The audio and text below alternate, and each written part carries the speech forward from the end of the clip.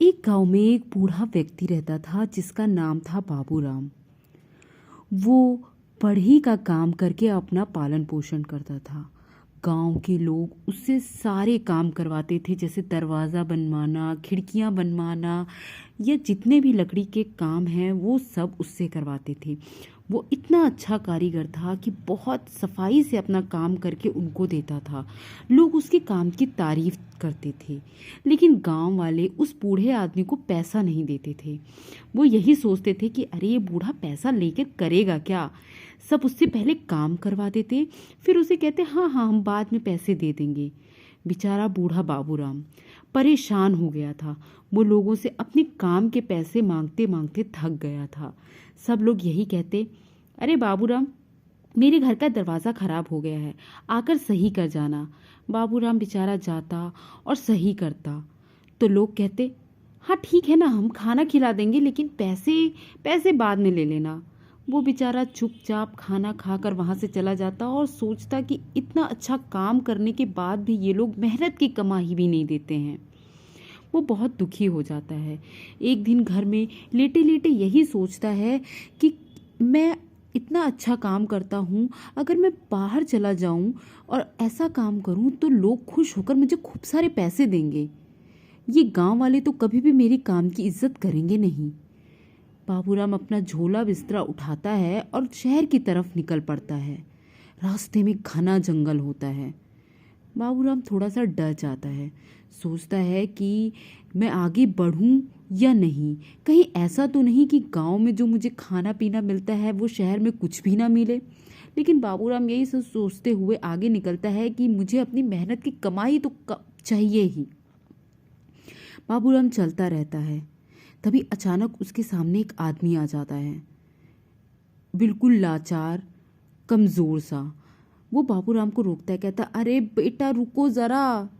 बूढ़ा बाबूराम रुकता है, कहता अरे तुम कौन हो? इतने घने जंगल में तुम कर क्या रहे हो? और तुम्हारे शरीर पे से फटे पुराने कपड़े, क्या तुम्हें ठंड नहीं लग रही है?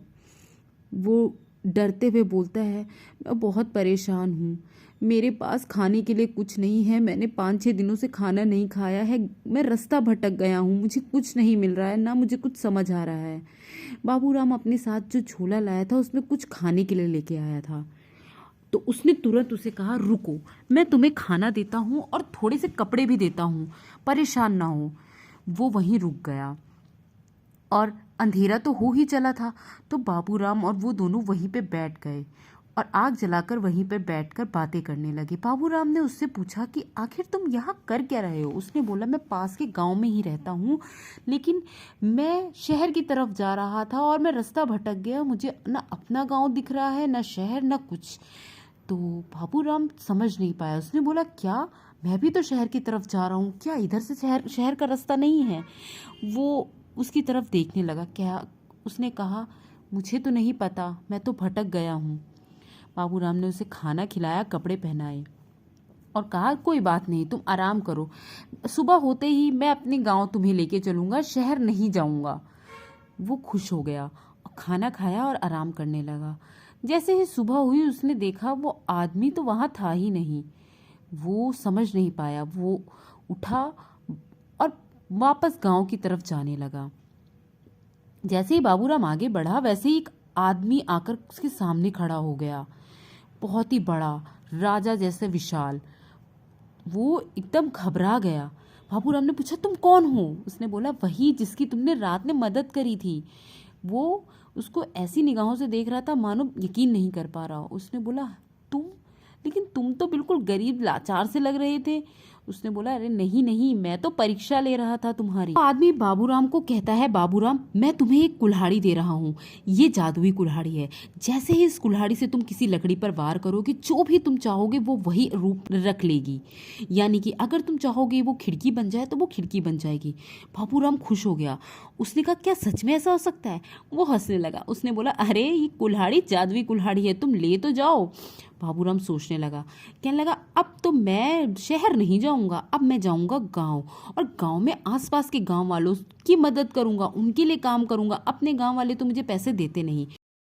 उसने सोच लिया, उसने कहा मैं तभी काम करूंगा जब गांव वाले मुझे पैसे देंगे, वो भी पहले, नहीं तो उससे पहले मैं काम नहीं करूंगा। गांव वालों को ये बात पता चली तो गांव वाले गुस्सा हो गए। उन्होंने बोला ये बड़ा अकड़ रहा है ना, कोई बात नहीं, हम इससे काम नहीं कराएंगे, देखते हैं खाता पीता कैसे है। आया बड़ा।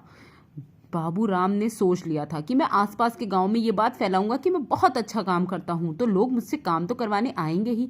धीरे धीरे करके बाबू राम की लोकप्रियता पूरे गांव में बढ़ती गई। दूसरे गांव के लोग भी उससे काम करवाने आते थे, क्योंकि जैसे ही बाबू राम को काम देते थे वैसे ही काम वो तुरंत करके दे देता था। किसी को घर बनवाना होता था तो खूब सारे उसके पास ऑर्डर आते थे, कभी कुर्सी बनाना, कभी सोफा बनाना, कभी टेबल, कभी मेज, कभी खिड़कियां। बाबूराम दिन ब दिन काम में तरक्की करता जा रहा था। आसपास के गांव वाले उसके पास आते थे, उसे पहले पैसे देते थे और उससे ज्यादा पैसे देकर काम करवाते थे। धीरे धीरे करके बाबूराम बड़ा अमीर बन गया।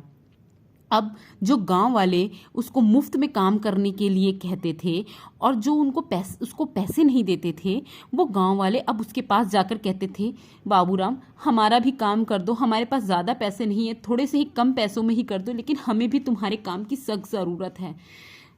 बाबूराम अब हंस के मुस्कुराकर उन लोगों को बोलता है कि एक टाइम ऐसा था जब मैं तुम लोगों का काम इतनी शिद्दत से करता था और तुम लोग हमेशा मुझे यही कहते थे कि नहीं पैसे बाद में दूंगा, पैसे नहीं दूंगा। मैं हमेशा परेशान होकर तुम लोगों से यही कहता था कि मुझे बस पैसे खाने पीने के लिए चाहिए, लेकिन तुम लोग कभी नहीं समझते थे। आज मेरे पास पैसे हैं, आज तो मैं तुम लोगों को भी काम पे रख सकता हूँ, लेकिन मैं तुम्हें बस एक चीज़ बताना चाहता हूँ कि कभी भी किसी गरीब की मजबूरी का फ़ायदा नहीं उठाना चाहिए।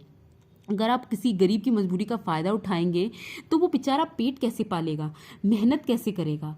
अगली बार अगर कोई मेहनती इंसान हो तो उसे उसकी मेहनत के पैसे तो ज़रूर देना। गांव वाले उदास हो गए।